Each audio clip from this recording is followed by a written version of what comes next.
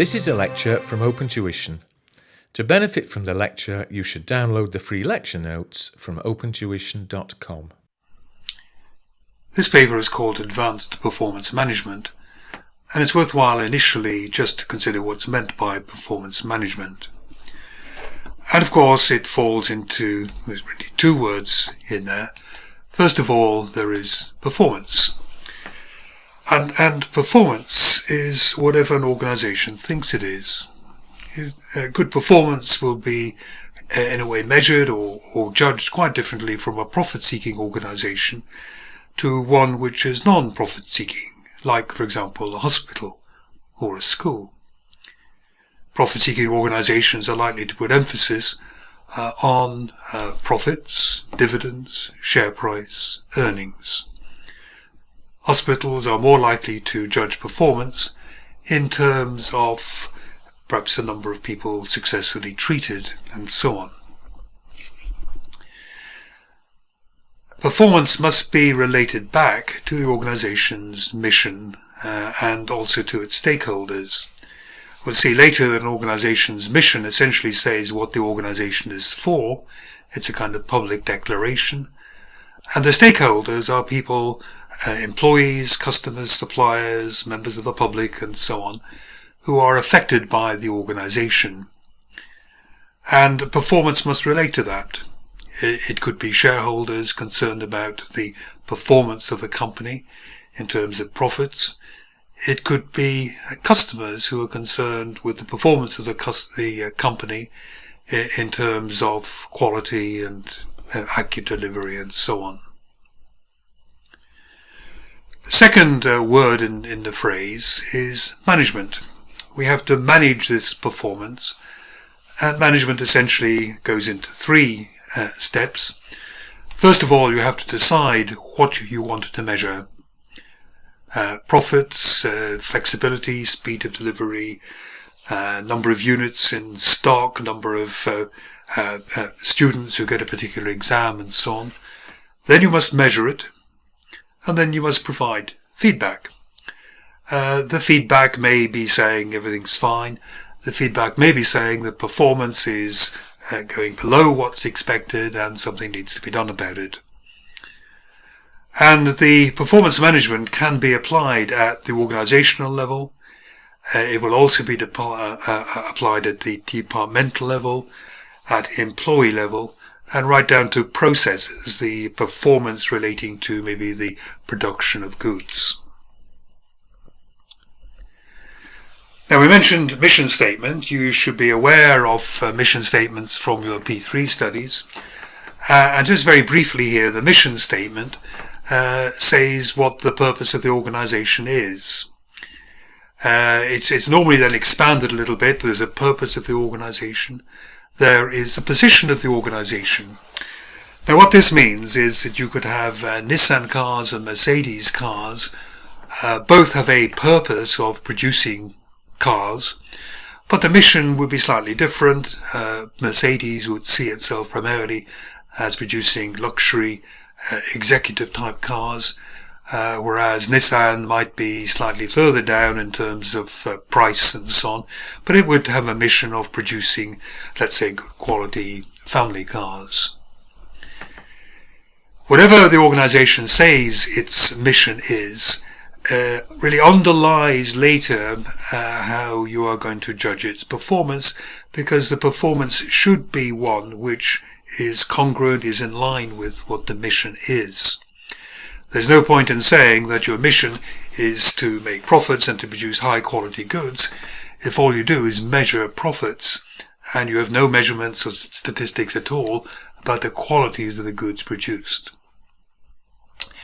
Most mission statements then have a whole section which set out values, culture and ethics and so on, saying that they will comply with the law of the land, they will pay their taxes, they will treat people fairly, they will have good employment practices and so on.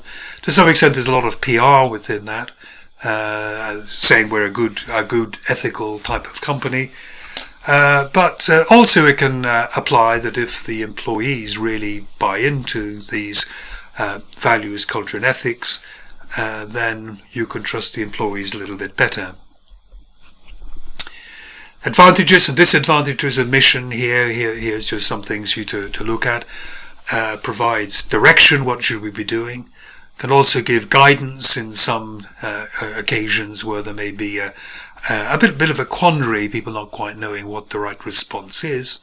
But if you have a mission which plugs away at high quality or good customer service and so on, then you can look to the mission statement to say, well, that's what's important for us to achieve. This is what our reputation relies on.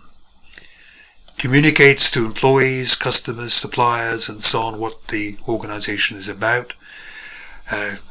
Produces some sort of framework for decisions and clarifies our reasons for being. Potential disadvantages is they can really just be empty words. Rather unclear, vague, unrealistic, empty promises, almost just saying good, rather sweet things. And all mission statements have a danger of kind of ending up saying something very similar to each other.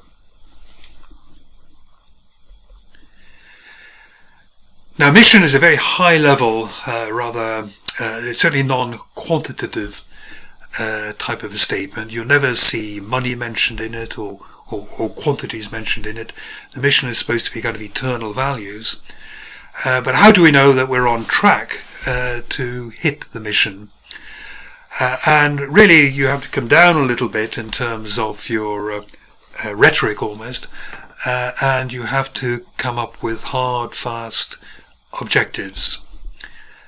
Again, this is pretty much a revision of P3, and maybe some other papers as well. But most work on objectives suggests that they should follow this SMART format. They have to be quite specific or stated. There's no point saying we want to be a better organization. You have to say we want more profits or a higher market share, or we want to see more patients, or we want to get our exam results up, whatever it's going to be. So very specific. If it's not specific, you wriggle out of it. Secondly, it has to be measurable. If you can't measure it, if you can't put a figure on it, if you can't quantify it, then again, it's vague. How are you going to communicate it accurately? How are you going to judge people later on as to whether or not they've actually managed to get it? It has to be agreed, achievable, or accepted by the person to whom, or the people to whom you're giving the objectives. If they believe something's impossible, they're likely to almost give up, to not take these objectives seriously. It has to be relevant to the people to whom you're giving the objectives. They must be able to influence it. It must be within their sphere of competence, if you like, to do something about it. But also, objectives should be relevant to the organization. We like to see a pathway really going through, here's my objective, here's what the organization has to do. If I hit my objective, I can see how that will help the organization to achieve its overall mission. If you don't have that kind of almost audit trail between objectives and mission, then employees become very cynical. They think it's just management giving them objectives just to kind of exercise power. It's another hoop to jump through, but it's not actually going to help the organization at all. And finally, it has to be time limited. We have to, generally speaking, budgets, for example, are a way of setting objectives, and the normal budget period is going to be a year. We have to achieve something within a year, but they could be either longer or shorter. Going into a new market, a new country, is probably something that has to be viewed over longer than a year. But perhaps launching a new product from the launch day to getting decent sales, you want to see some pretty good results within 3 months. Otherwise, the product's perhaps going to be a failure. When setting objectives, you need certain consistencies. It has to be vertically consistent. In other words, if you've got two divisions, one making a profit of 5 and the other making a profit of 4, there's no point in saying that the whole organization has to make a profit of 12. It has to consolidate. It has to be horizontally consistent. There's no point in saying you're going to sell 10,000 units if your production capacity is only 8,000 units. And similarly, it has to be consistent through time. You can't have a gross profit of 40% one year, 30% the next year, 35% the next year, and so on, going up and down at almost a random basis. Again, people get very cynical about that. What you'd like to see is a nice progression, perhaps, of objectives improving. Something, again, which is achievable, which makes sense.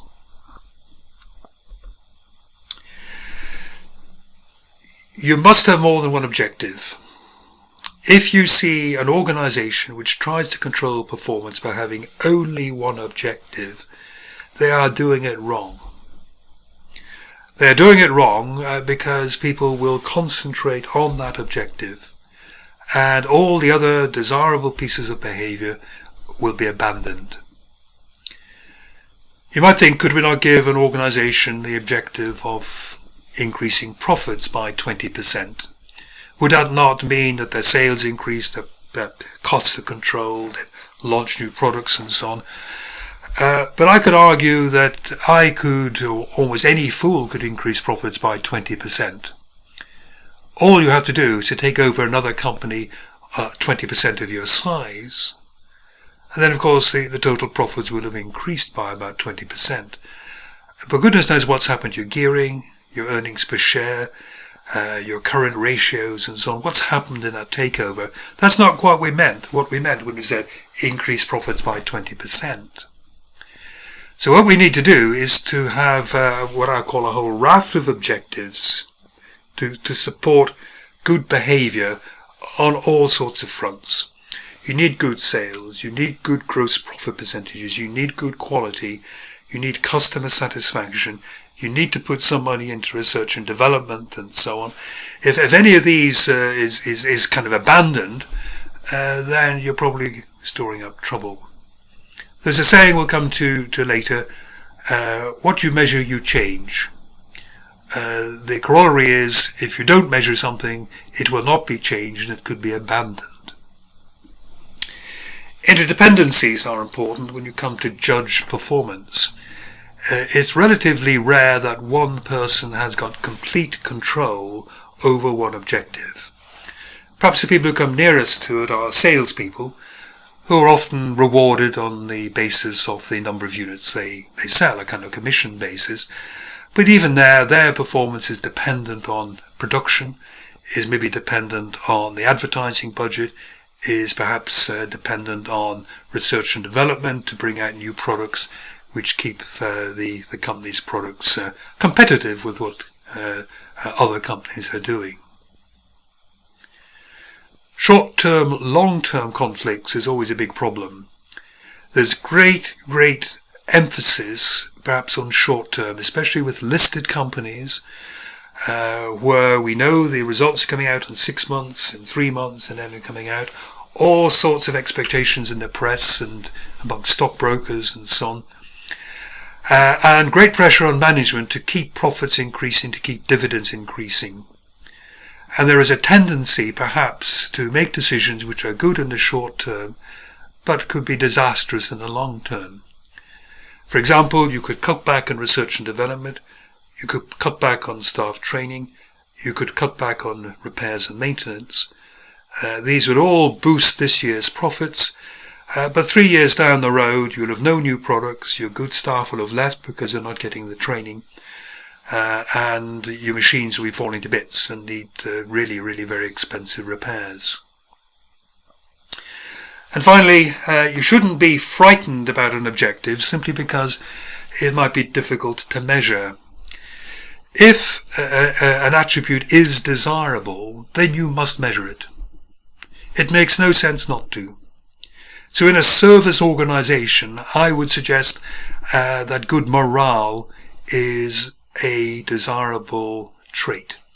You want to be dealing with people, members of the public, customers want to be dealing with people who appear cheerful, appear happy, appear helpful and cooperative.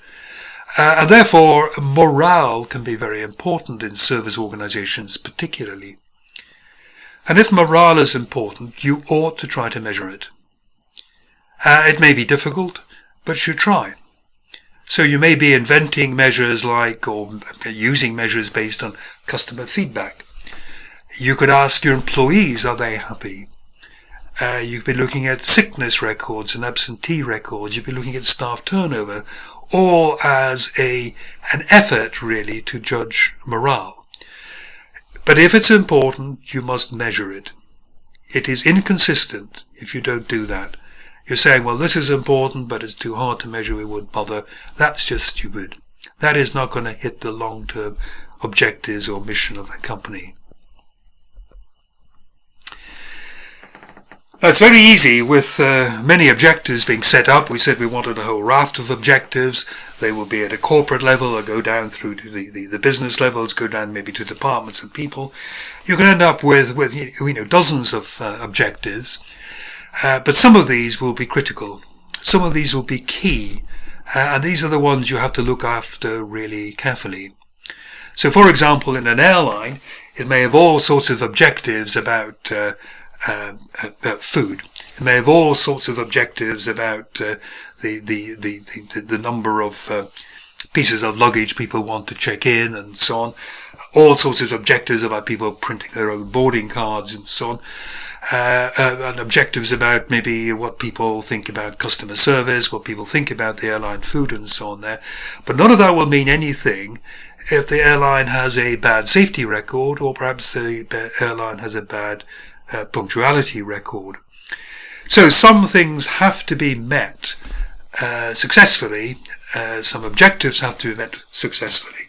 Otherwise the others become irrelevant. And essentially these are the critical success factors.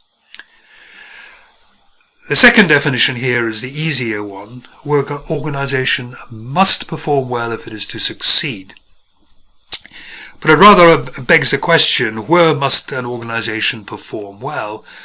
And really this goes back here to groups of customers or people who benefit from the organization. In a profit-seeking organization, it is the customers who at the end of the day will determine whether the organization is successful or not. And it's what they want, really, is what will really contribute to identifying what the critical success factors are. So the product or indeed service features that are particularly valued by a group of customers, and therefore where the organization must excel if it is to outperform its competition. Critical success factors can arise from all sorts of areas here. It may be important for the organization that profitability is very, very high. This might be required if it's trying to raise more finance, for example. Further on down, it might be market share, which they regard as being particularly important, because unless they perhaps get a 60% market share, they won't be able to compete very effectively. It may be personnel development. In many firms of accountants, they regard it as very, very important that they give good training to their staff, because if their staff are not trained well, they can't do good audits and so on. And furthermore, staff will probably leave, taking lots of valuable information with them. Some organizations rate public responsibility very highly, that they have to be seen to be doing good. They have to be seen to be safe, to be ethical, and so on. You can't lay down the law. This again, it goes back to performance. What is good performance? It's the same as what is a relevant critical success factor. It depends very much on the organization and what it's doing. Sources of critical success factors. Here there's a list. I'm not going to go through all of these here. Just one or two here, but competitive strategy. You remember from P3 that there's two main competitive strategies. There's cost leadership and there's differentiation. Well, if you're a cost leader, I would say that your critical success factor is likely to depend on keeping costs very low. But if you're a differentiator, your critical success factor is really wanting to produce good, new, different products that people are willing to spend a premium on. Geographical location. In some organizations, if they have spread geographically, in some markets they will be up against very fierce competition. And that's maybe where they have to focus in that market. If they're in a market where they have more of a monopoly, then they can perhaps relax some of these critical success factors, not just as vital in those markets. Finally, temporary factors. If you're running out of cash, a critical success factor is to conserve cash. Maybe to reduce the selling price of your goods so that they sell and you get cash coming in. Maybe to put an absolute ban on capital expenditure and so on. Because for 6 months, when you have got cash flow difficulties, minding your cash flow is definitely key and critical to your success. This is quite important. This has come up in one of the questions, the classification of critical success factors. They can be internal, your cost per unit, for example, the delivery times, the time between getting an order, producing the goods, getting to the customer and so on, perhaps your current ratio, the days of inventory and so on. Or it could be external. External you mightn't be able to do very much about. But for some organisation, again take an airline, a critical success factor is really the price of aviation fuel. That depends on the price of a barrel of oil, but it also depends on the dollar exchange rate because aviation fuel is priced in US dollars. And if the price of oil goes up and the dollar gets stronger, then you have a real problem in maintaining your profitability. The second classifications are between monitoring and building. Monitoring is making sure, if you like, that we hit this time's budget, that we hit the right sales, we hit the right gross profit percentage and so on. It's not really extending what we're doing into the future very much. It's pretty much a short-term critical success factor. And then there are building success factors. We know perhaps in 5 years' time we will have to be operating in perhaps 4 more countries. And so what we need to do is to build our business over those 4 or 5 years to enter those markets. And we know that if we don't do that, then we are going to be perhaps crushed by much more powerful opposition. So it's important to have really the long-term critical success factors, which is essentially building, and the shorter-term ones. Johnson and Scholes suggested 6 ways of trying to develop critical success factors. And for this example, I'm going to use an airline called Ryanair, which is a very, very successful low-cost airline, really based in the UK. It's essentially an Irish company. And they are very, very profitable indeed. And they would have identified all sorts of things that's critical to profitability. But one of them would be getting good use out of your aircraft. You only earn money in an aircraft really when it's flying with passengers. So they said we need to get good use out of the aircraft. That's critical to profitability. How are we going to do that?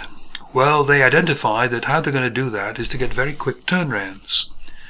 Ryanair aeroplanes often turn around within about 20 minutes. So, good use out of the aircraft depends on very quick turnaround. That's a critical competence, if you like, to achieve the good aircraft use. And then we have to develop competences which allow quick turnarounds. So Ryanair have very strict rules about cabin baggage. You only allowed 1 piece, really, or it's only until recently. Ryanair always have aircraft where the steps come out of the aircraft and go down. They don't have to wait on the steps being wheeled up or the gangways, if you like, being manoeuvred into position. Ryanair, you're always kind of lined up, ready to go, quite often before the incoming aircraft has arrived. They've checked your boarding cards, your passports, identification and so on. And really, one lot of passengers get off and another lot's immediately ready to get on.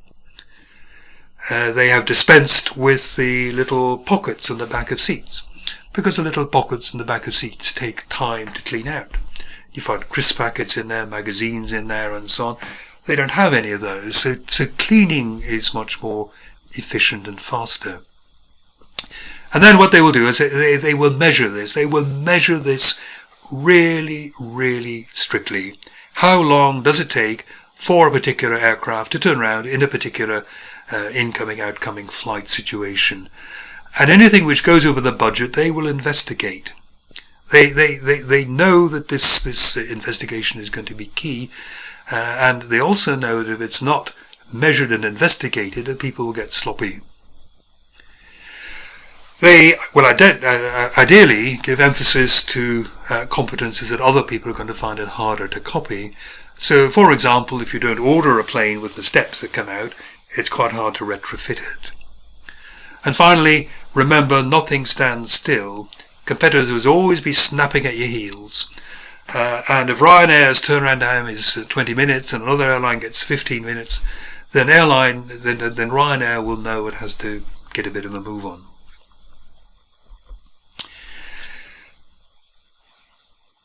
The second thing we need to revise in this here is really stakeholders. Performance is really viewed through the eyes of stakeholders.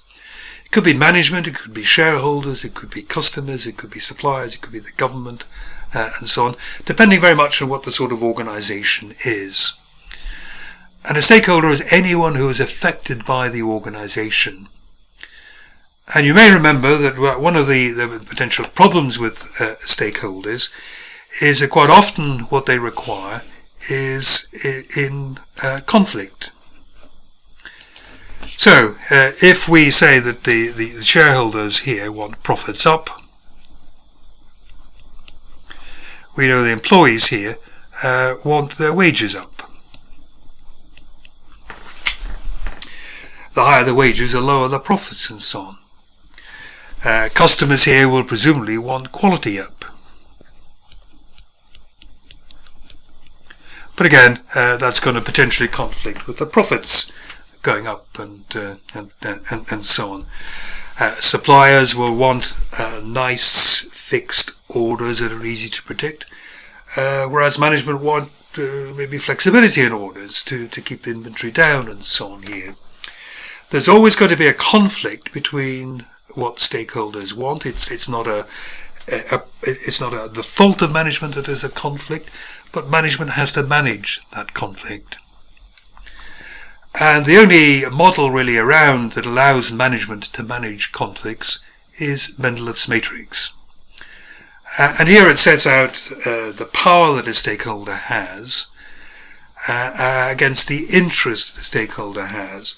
And really the interest is the probability or likelihood that the stakeholder will do something about it. So if you have got some really very active stakeholders, they will be up here. Whereas down here, they're rather more passive. They will grumble, but they won't do much about it. And the four quadrants are filled in really like this. And the key players. High power, very active, very militant. Could be a group of employees who are highly unionized and who have a history of going on strike for really quite small reasons. When it comes to the pay round, by and large, these people are often going to get what they want. And they become very, very powerful, very almost, some people would say sometimes they end up being overpaid for what they do. Examples of people who certainly used to be in this sort of area were some airline staff.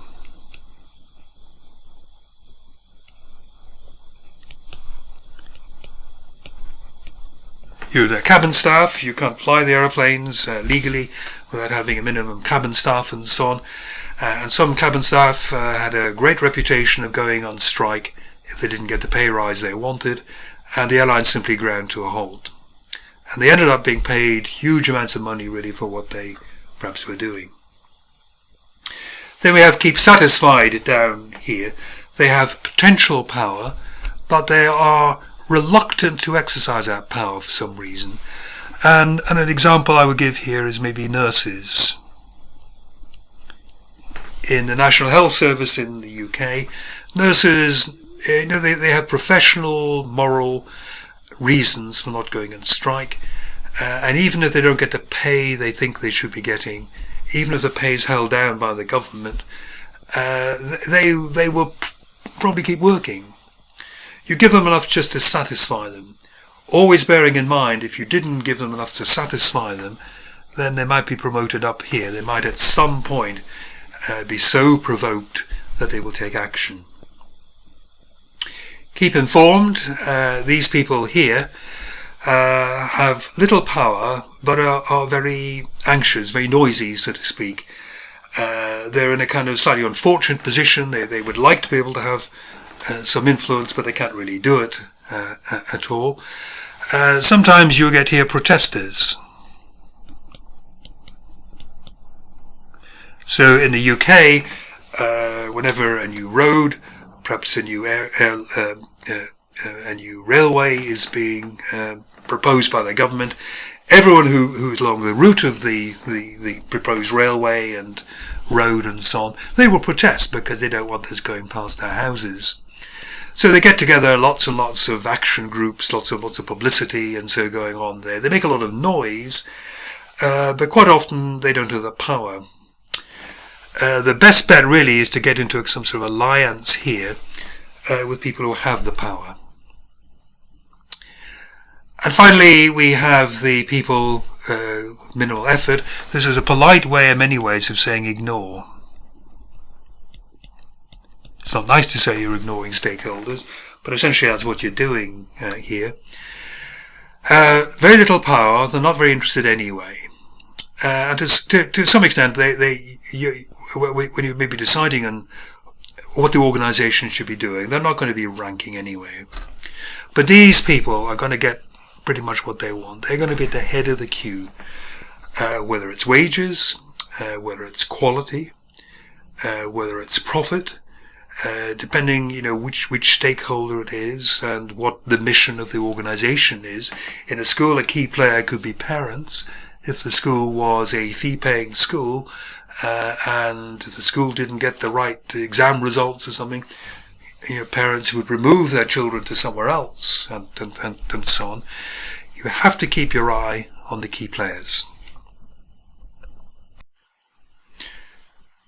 That about covers Chapter 1. Here are suggested questions for you to try.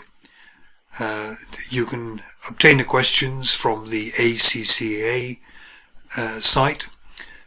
All the questions and answers from December 2007 onwards are there and are downloadable.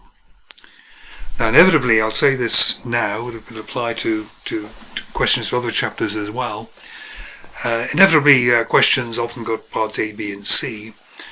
And when we say suitable questions, it might be that part A and B are particularly to do with this chapter, but maybe part C is something you haven't looked at yet, but that'll be small. So most of the questions which you are asked to look at or suggested to look at them will be pretty much to do with what's been covered in the chapter.